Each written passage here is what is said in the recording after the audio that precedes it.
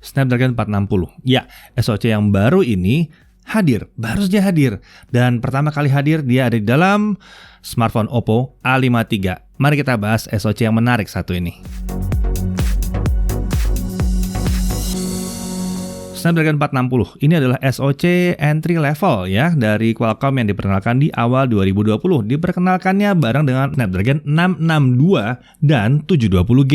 Nah, seri 400 ini adalah seri SoC yang identik dengan smartphone yang terjangkau karena emang dalam tanda kutip kastanya itu ada di bawah 600 dan 700. Nah, seri 400 ini juga terkenal irit daya ya. Sebelum 460 ini hadir ya, ada seri 400 yang dua ini yang ngetop ya, 439 yang irit dan ada di dalam smartphone kelas 1 jutaan. Lalu ada 450, ini terkenal sebagai seri 400 yang kencang dan bahkan masih bisa diajak main game PUBG ya. Nah, sekarang ada Snapdragon 460. Apa yang dibawa Snapdragon 460 ke seri 400-nya Snapdragon ya? Oke, yang pertama, dia pertama kali pakai AI Engine yang serius ya, ada Sensing Hub, ada Hexagon, Vector Extension dan lain-lain di sini. Jadi AI Engine-nya beneran di sininya ya. Kemudian ini pertama kali menggunakan Adreno 600 series. Jadi dia 60% GPU-nya ini lebih kencang ketimbang Snapdragon 450. Jauh ya. Lalu dia punya ISP yang untuk handle image ya, untuk foto dan video. Itu pertama kali pakai Spectra, akhirnya pakai Spectra di seri 400. Dan pertama kali juga support file tipe HEIF, HEIF ya. Lalu ini pertama kali juga seri 400 ada SoC yang 11 nanometer. Dan dia juga pertama kali di seri 400 yang pakai CPU Core Cryo 240. Ya, ini berarti dia pertama kali pakai core performance yang seri A73 di sini ya. Biasanya kan selalu A5 sekian yang dipakai. Ini ada A73-nya. Nah, ini membuat dia 70% lebih kencang ketimbang Snapdragon 450. SoC yang satu ini bahkan sudah Wi-Fi 6 ready, jadi siap untuk Wi-Fi 6 atau Wi-Fi AX. Dan dia juga pertama kali punya GPS dengan dual frekuensi dan support Navig untuk keluarga 400 lagi ya. Dan Snapdragon 460 juga adalah SoC pertama di kelas 400 yang support UFS 2.1. Jadi bukan cuma eMMC lagi. Yuk mari kita lihat spesifikasinya yang lebih lengkap ya. Pertama-tama fabrikasi 11 nanometer, kita udah bahas tadi. CPU Cryo 240 terdiri dari 4 Cryo 240 Gold A73 1,6 GHz dan 4 Cryo 240 Silver Cortex A53 1,8 GHz. GPU-nya adalah Adreno 610. Ini adalah GPU yang sama dengan Snapdragon 665 ya. Maximum on-device display resolution-nya adalah Full HD Plus atau 2520 x 1080 pixel.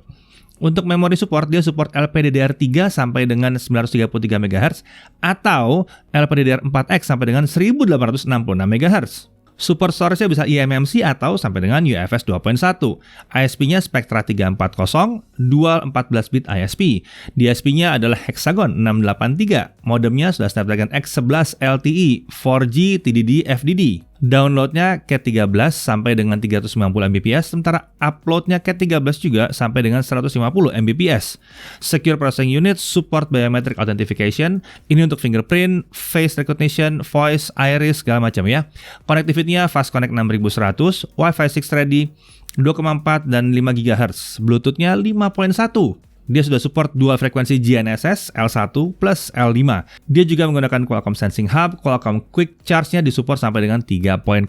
Tentunya ini adalah spesifikasi maksimum dari SoC Snapdragon 460. Seperti yang kita bahas bahwa produsen tidak selalu akan menggunakan semua kemampuan ini di dalam produknya ya. Oke, testbed yang kita gunakan kali ini untuk tes Snapdragon 460 adalah Oppo A53. Kita udah bahas tadi, salah satu Snapdragon 460 pertama yang resmi hadir di Indonesia. Nah, si Oppo A53 sendiri bodinya ini dari 3D Iridescent Wave Design. Untuk desainnya, opsi warnanya ada fancy blue, ada electric black. Lalu kalau kita lihat sebelah kiri itu ada tombol power. Di atas itu kosong. Di sebelah kanan kita lihat ada tombol volume up and down dan ada SIM tray. Ya, SIM tray-nya ini non-hybrid, jadi bisa 2 nano SIM plus 1 micro SD. Di sisi bawah kita lihat ada audio 3,5 mm jack-nya, kemudian ada mikrofon, di situ ada USB Type-C dan ada speaker. Sisi depan kita lihat sebuah layar yang adalah layar 90 Hz, katanya 90 Hz Neo Display. Layar ini ukurannya adalah 6,5 inci, resolusi 1600x720. Panelnya adalah TFT LCD, bukan TN. Jangan samakan TFT dengan TN. TFT itu ya macam-macam, ada banyak. Ini salah satunya ya, yang bukan TN, jadi gambarnya masih tetap bagus.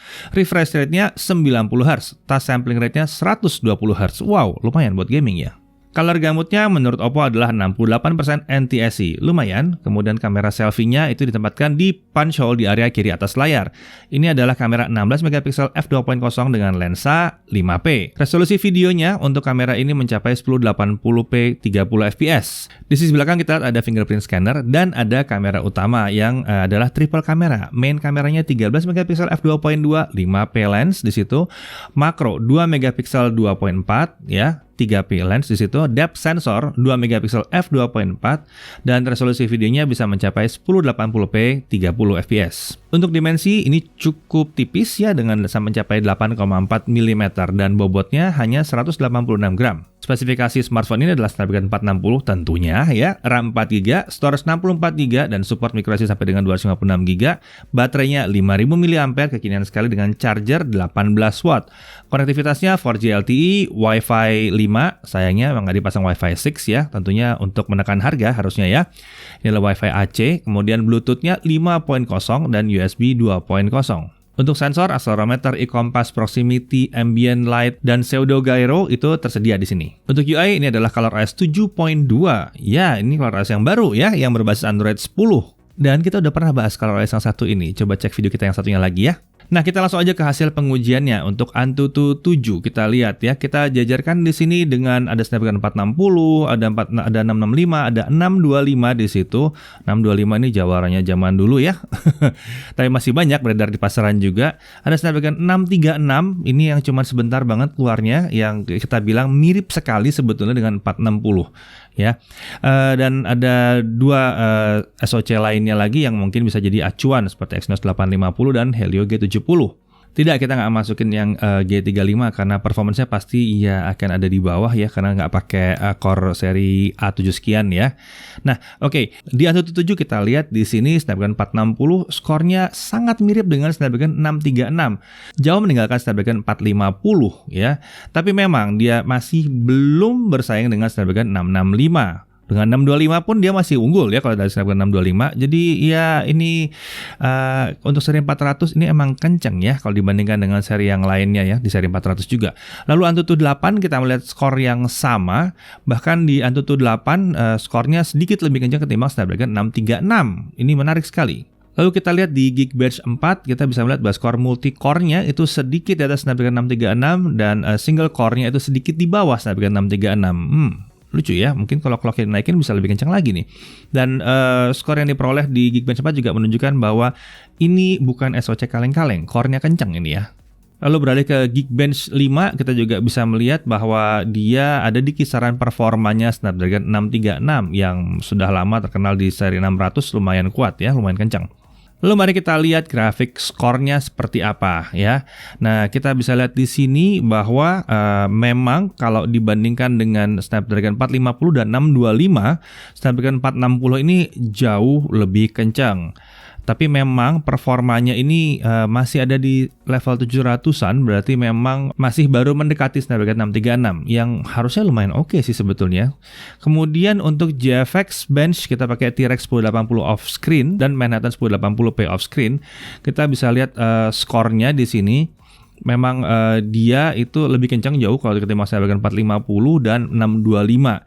Jadi memang untuk seri 400 terbuktilah ini memang udah yang paling kencang ya di seri 400. Walaupun kalau melihat dari sini sepertinya memang belum ngelawan untuk Snapdragon 636 ya. Jadi secara keseluruhan kita bisa lihat sisi core-nya kencang, sisi GPU-nya lumayan kencang untuk seri 400 walaupun memang belum bersaing dengan seri 600. Kita lihat aja langsung gamingnya seperti apa. Kita mulai dengan PUBG Mobile ya.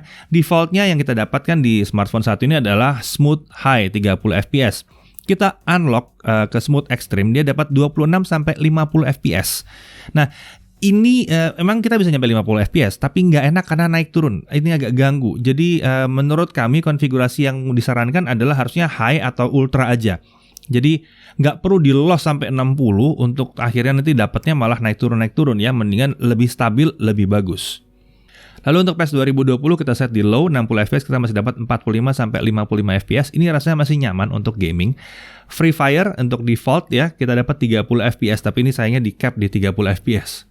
Untuk Subway Surfer kita dapat 50 sampai 55 fps. Gamenya masih mulus lancar.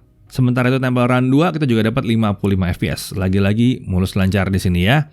Untuk daya tahan baterai kita lihat PUBG Mobile di smooth high itu turun sekitar 6-7% setelah bermain sekitar 30 menit. Kondisi layar di 60 Hz ya. Untuk video playback di 1080p, kondisi layar 60 Hz. Ya, hasil yang kita peroleh adalah 16 jam lebih 10 menit. Ya, jadi bisa kita lihat bahwa Snapdragon 400 series ini sudah naik kelas, performance-nya naik ya. Fitur-fiturnya yang tadinya belum hadir itu sekarang hadir, dan fitur-fitur itu banyak yang belum kita tes. Sayangnya kita nggak bisa tes gitu aja ya. Namanya SoC itu kan rumit sekali sebetulnya ya. Lalu fabrikasi 11 nanometer ini juga pertama kali datang ke Snapdragon 400 series ya.